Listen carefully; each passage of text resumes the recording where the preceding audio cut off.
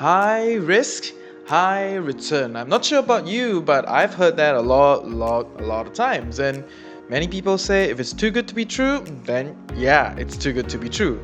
So how then do we eradicate being scammed? How then do we spot what is a scam and what is not? Especially when many of us just started making money, we have some excess, we want to invest, and want to make our money work harder for us. The last thing we want is for it to disappear, wipe out. Warren Buffett said, the rule number one of money is never lose your capital. Right? So I'm sure no one wants to get scammed, but many of us, being young, just started making money, very susceptible to all these. So today's topic is, how do we spot a scam? Good morning, everyone. I welcome you to another day with the Financial Coconut. In our podcast, we'll be debunking financial myths, discovering best financial practices, discussing financial strategies that fits our unique life. You get it. Ultimately empowering us to create a life we love while managing our finances well. So, today's topic, how to spot a scam. So I personally was part of an investment scam when I was younger. And after leaving the scam and constantly promoting financial literacy and talking about investing in the stock market, etc., always comes, this topic always comes to me. People always ask, so how do you spot a scam? How do you, make sure you don't get cheated, you don't get scammed, and, just essentially try to avoid falling into all these pitfalls. And I find it very, very, very hard to spot a good scam because that's the reality. Most lies are half truths. They are like 70% truth, 30% fluff, and those are, my goodness, the toughest to spot. And many scams these days are getting better and better and better at using this kind of half truths to cover up themselves. Whether is it using legit, business tools, legit investment tools, like gold, like property, like managing their own fund, etc. So many of these scams, financial scams these days are getting better and better at maneuvering and masking and branding themselves to seem legit so that they can collect money, of course. Right? The market is getting smarter and smarter, and people are getting wiser and wiser, and the internet is so amazing. Information flows. There's so many forums, so many places to look at all these different things that scammers are getting smarter and smarter. It's getting difficult to spot a lot of scams. So I think one thing that can really help everyone is that we share information. So if you, on the other end, has been scammed or feel like you've been scammed or has been approached by something that you think it's a scam, do email me at thefinancialcoconut@gmail.com and we can talk about it. Break down the various schemes that are actively in the market, getting really popular, and yeah, just kind of raise awareness for everyone. So much like many other episodes that I do, I want to be able to define what we are talking about because many words are really broadly used. And when I say something is a scam, what do I mean? When I say something is a scam, I define it as a promise with no intention to be fulfilled. Alright? So a financial scam essentially is a financial promise that have no intention to be fulfilled. Get the idea? So essentially, I would classify something as a scam when the person or the company that has approached me agreed to provide a certain return over a certain period of time, but actually had no intention to do that. They were just doing it to collect my money and try to, raise more capital for whatever weird thing that they're trying to do or nothing that they're doing. So the difficult part is actually measuring intention. How do you value and measure intention of an individual? Which is why a lot of things is extremely gray when you look at scams, right? How do you say this is a scam? What do you say that is a scam? How do you then define it? And I thought about it long and hard that ultimately I've come to define something as a scam when there's no intention to fulfill it. Not like a bad investment. If something has the intention to do it and they look like they're structured in a way that they want to make things work, but they ultimately fail, that is a failed investment or that's a failed project. It's very different from a scam. But like we said, it's a very gray area, and I'm doing my best to give you some pointers to ensure that you don't get cheated by a scam, or how do you spot a scam and avoid a scam. And one of the easiest ways is actually just to take on accredited instruments, right? Whether it's the stock market, there is an exchange to value. It's a lot more structured, more secure, accredited. Whether it's the retail, the real estate, or whether it's some bonds, or mutual funds, savings plans, all these, or REITs, all these different tools, they are regulated, structured, and essentially they are controlled and managed. And in any case, there are individual jurisdiction that will protect you if something happened. Of course, that is not to say that all these institutions or jurisdictions will protect you. Not all the time. Not like the High Flux case, or like the Blue Moon saga, or all these different insider trading, speculative rubbish that goes around. But it's okay. We understand it bit by bit. But today I'm gonna do my best to provide you 3 points that I believe it's quite an accurate telltale sign that this thing is a scam. And before I begin, I want to be able to share with you a little bit about how investment companies work, or how investment projects are like. Essentially, an investment project has 3 phases. The first phase is gathering capital. Whatever project that they want to do, whether they want to start a new tech venture, whether they want to develop a property, whether they want to trade the oil prices, they want to store gold, etc., etc., they all need to start by gathering capital. Okay, so that is phase one. So after they gather capital, it goes into phase two, which is the investment machine. Whatever that they say, whether is it to develop a certain property, or whether it's to trade the stock exchange, whether it's to trade the commodities exchange, or to start a new tech startup and then ultimately list it in the stock exchange, etc., etc. This is the investment machine. How does this thing make money? So as an investor, you got to realize that if this investment machine succeed, that is when we make money. If this investment machine breaks down, we lose money. Okay, so smart investors will be able to understand the investment machine that is going on, which is what I talked about in the previous podcast about understanding the tool that you pick. You need to understand the investment tool and the investment machine that you decided to partake on. And then the third phase, which is supposedly the happy phase, essentially when the promised returns or the stipulated returns are returned to you, your capital is back, and the company needs to still pay for its ongoing operational cost. Right? So 3 phases: gathering capital, investment machine, and then the returns portion, including the cost of operating this whole project and the company is very important, because from the company's standpoint, from the investment company or the investment project's standpoint, if they cannot cover their ongoing operational cost, then this thing is gonna flop anyway, right? So which brings me to my first point of how do you spot a scam. The first point is there is a high cost of acquiring capital.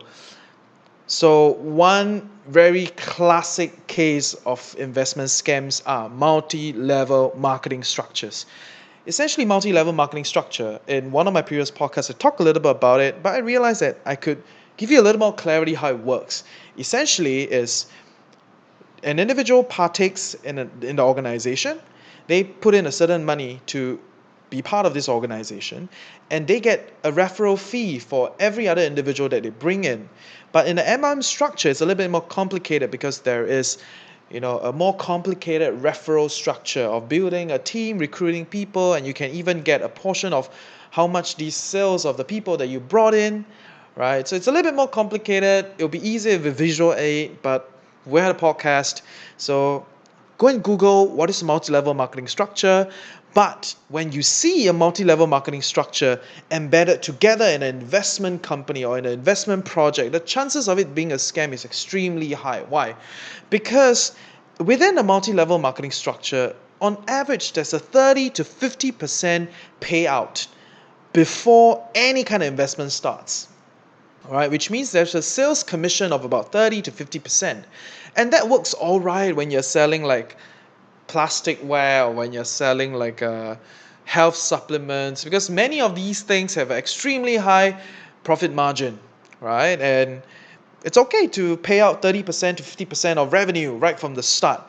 But in an investment scheme, that is extremely different, because in investing, if if we think about it, immediately if I pay 10,000 to this company and 5,000 of this 10,000 that I've invested goes into paying for all the different salespeople and the whole sales structure, the company only has $5,000 left, which is 50% of the original capital to embark on whatever they're trying to do, and then meet my promised return or my stipulated return, and then pay for all these ongoing expenses for the company. You get the idea? So it's extremely difficult. It's not impossible. It's just extremely, extremely, extremely difficult to a level where, personally, when I see any kind of investment companies or any kind of investment structure that has a multi-level marketing structure to acquire capital, immediately it's a red light.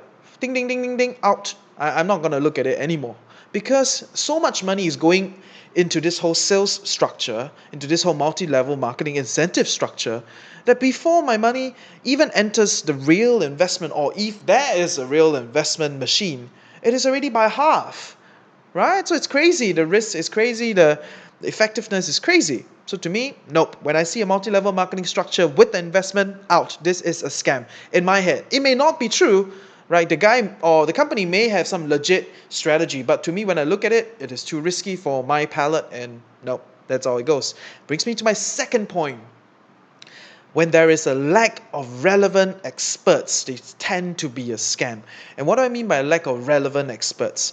So we need to realize that for a lot of this kind of scam companies, or a lot of private investment, alternative investment companies, they are always telling you that they have a team of experts that do it, blah blah blah. But if you think about it, everyone say they're an expert in the field. Everyone in the financial field say that they're an expert in whatever they do because they're accredited, they've been in the industry for a long time, etc., etc. So whatever. But when I look at experts, how do I evaluate them? The first thing is, in a scam or in a kind of private investment scheme that I believe is a scam, they tend to have a lot of rah-rah, a lot of pictures, a lot of events, a lot of fun, living the life, but all these people are deemed as experts. In my view, real experts are very low profile. They're very quiet and they're very busy doing what they do. They are not always in the limelight and rah-rah and doing all this crazy shit. So to me, when I look at the experts that these companies are trying to tell me that they have, I really want to evaluate them, because if these experts are always partying, always having fun, then who is doing the work? That is the first thing. And secondly, if they are truly expert in the field, if they're really good at whether it's gold trading, oil trading, they are really good at picking stocks, etc., then they better be really highly paid. And if they're not highly paid, then how do they then join a company like that? How do they join such a small investment company or a small investment project? Then there better be some legit thing going behind here, right? So how do then I evaluate or reach out to all these experts? I literally email them, Facebook contact them, and go to their LinkedIn and talk to them, because just by doing that, me and my friends have devoured and kind of uncovered quite a few scams, because it's so easy these days to just steal someone's identity and just put it as a director of a company, or put their face in a company website to grow this perception that, hey, actually these people are part of my company, but actually they are not. They are actors, or they are just plain fantasy individuals. So when I look at a company, if there is no relevant experts, they don't have someone that actually knows what they're trying to do, then chances of it being a scam is extremely high. How do you evaluate them? Go and talk to these people, whether they have an identity, they will market a certain kind of people. Go email them if they're not physically there, and if they're there, grill them, understand, and try to find out what these people have done. Many a times you realize that a lot of high-level scams, they use a lot of actors, right? They use like foreign people that come from some weird places, and they create this whole identity for these people, right? And to create this whole identity, they will need to borrow some legit stuff, like maybe they'll put that this guy is a Goldman banker, where that this guy is from another accredited investment company, etc., etc. So just reach out to all these companies, because all these companies or stolen identities, these individuals, they want to protect their identity too. They don't want to be stolen. So yeah, talk to these people and confirm that whatever experts that's being put in front of you to say that this investment is going to work because of all these experts are accredited, and you find them, find out their history, and just check it out. No hurry. These days it's very easy, right? Which brings me to my third point. Whenever you see an investment tool or investment project or something that they call an investment where I think it's a scam, one of the very classic thing that you see is high promise returns plus a capital guarantee. To me, it's like, oh, red light, ding, ding, ding, ding, ding, ding, ding. Who is gonna guarantee my capital, and how is this? How are they gonna make all these investments? How are they gonna make all these returns? If they can really make so much money, then why would they even come to me in the first place, right? To me, that is something that I gotta look at. So, what do I mean by high promise returns? High promise returns are things like maybe this person can do 25, 30% every year, or maybe 5% every month, or even 3% every month. That is crazy. And promise meaning like every month they're gonna provide you that. That is a clear sign of rubbish. Because if you are investing in the market, or you trade in the market, or you scour for property, or you do REITs or whatever, you know that things are always moving, prices are always fluctuating. So for an investment company to tell you that every month we're going to give you 3% or 5% or even 1% a month, that's also pretty crazy depending on what tool you use consistently. That is nuts, right? That is a clear sign, because the market is intrinsically volatile. It's always moving. Whatever tool you use, you are always trying to position and trying to make money, and it's almost impossible to promise every month or every year there's a certain guarantee return, a promise return. And then they give you a capital guarantee at the end. Oh my goodness, chances are this is crap, right? So the whole idea about investing is to take on sufficient risk that is within our palette to then take on a certain opportunity to make more money and let our money work harder for us. But when an investment company come to you with very, very very well packaged looking people, with this very good referral scheme, and then very high returns with capital guarantee, chances are these are rubbish, because every single one of these things pry into our inner fears and our inner desire to make more money in a shorter period of time while not losing money. But that is why we lose money. We fall into scams like these, right? So these 3 points are not everything. I mean, there are a lot of other small little points, and many a times they are part of a network. I can talk about these privately, but I really don't want to get any lawsuit up here, so I'm not going to name names. Email me if you have any interesting things that you see or you observe, some new trend, and we can talk about it.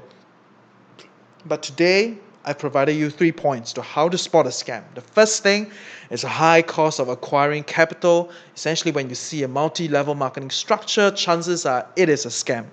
Next is when there's a lack of relevant experts.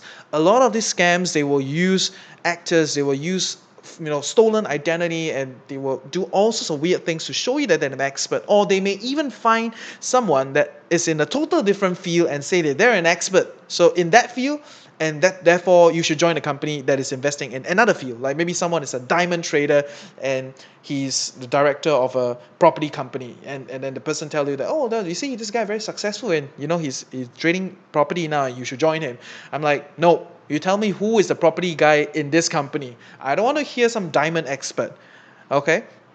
So we need to look for companies with relevant experts. And if there is a lack of relevant experts or lack of real relevant experts, chances are this is a scam.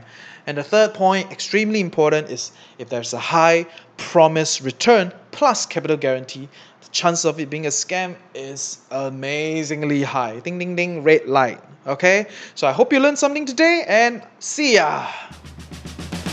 Test. Hey! I hope you learned something useful today, and truly appreciate that you took time off to better your life with the Financial Coconut.